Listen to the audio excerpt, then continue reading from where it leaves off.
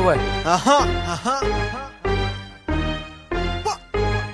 Écoute. Pas pour frimer, mais juste un besoin de s'exprimer.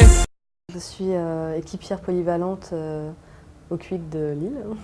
J'ai appris qu'on avait le droit de faire des élections de délégués du personnel. Il était hors de question pour moi qu'à partir du moment où on a ce droit, on ne puisse pas y avoir un recours, disons. Et effectivement, il y a eu quand même pas mal d'injustices dans cette entreprise, notamment certains de mes collègues qui ont été forcés de démissionner.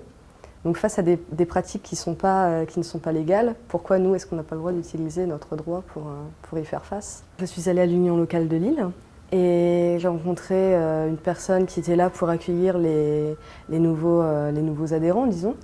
Et donc ils m'ont expliqué les démarches qu'il m'était possible de faire pour avoir droit à ces élections, tout en me disant que bien évidemment il n'était pas question pour moi de me mettre en danger par rapport à mon employeur. Parce que comme on est dans une toute petite entreprise, quand je suis allée voir les équipiers, ceux qui étaient prêts à mettre en place ces élections, ont bizarrement été encouragés à démissionner. Oui. J'ai essayé de continuer à avoir une activité syndicale, même en dehors de mon entreprise, mais disons pour avoir plus d'outils, pour revenir plus forte dans l'entreprise, et puis avoir davantage d'arguments pour dire à mes collègues que c'est peut-être difficile, effectivement, le combat il va être difficile pour réussir à avoir juste avoir droit d'avoir notre élection, mais que derrière les enjeux ils sont tellement importants que c'est vraiment à faire.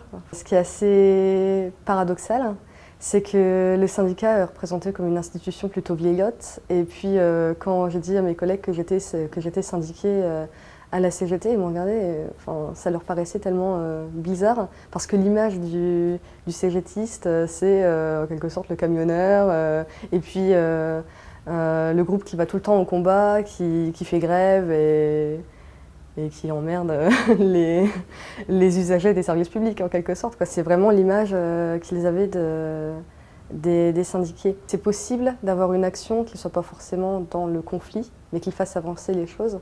Et là, c'est plutôt en direction des salariés qui ne sont pas encore syndiqués pour voir que oui, la CGT elle a d'autres moyens d'action que la grève et les blocages.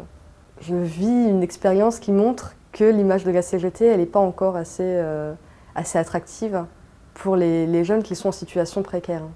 Je me dis que les connaissances que je peux avoir en dehors du monde militant, elles sont à mettre au profit de l'organisation pour avancer, pour trouver des nouvelles techniques, qui permettront d'avancer davantage. Le salarié qui vient me voir en me demandant oui, comment est-ce qu'on fait pour se syndiquer, ça arrive au moment de crise, quand il reçoit une lettre en vue d'un licenciement, quand il est dans une situation où il y a tellement de pression qu'il a envie d'avoir des armes, en quelque sorte, pour se défendre. Je sais que si j'ai un pépin, il y a quand même tout le groupe. Je fais partie d'une entité qui existe, que je vois partout dans la rue, je vois la CGT, j'ai des idées de la CGT. Ça me permet aussi d'ouvrir mon esprit. Tu iras voir qui si toi-même tu ne prends pas la décision de t'engager. Et puis d'ouvrir un peu les écoutilles et de voir qu'autour de toi, il y a des choses qui se font, qui se passent et que tu peux améliorer ta condition. Ça existe, quoi. Ailleurs, ça existe. Donc, si tu rejoins la CGT, tu seras dans un groupe qui est fort, qui est uni. Et le rapport de force, c'est ça qui permet d'avancer. Le travail, c'est la santé, soi-disant. On continue de survivre en se disant qu'il faut bien manger Et faire du rendement, même si on se nique la santé.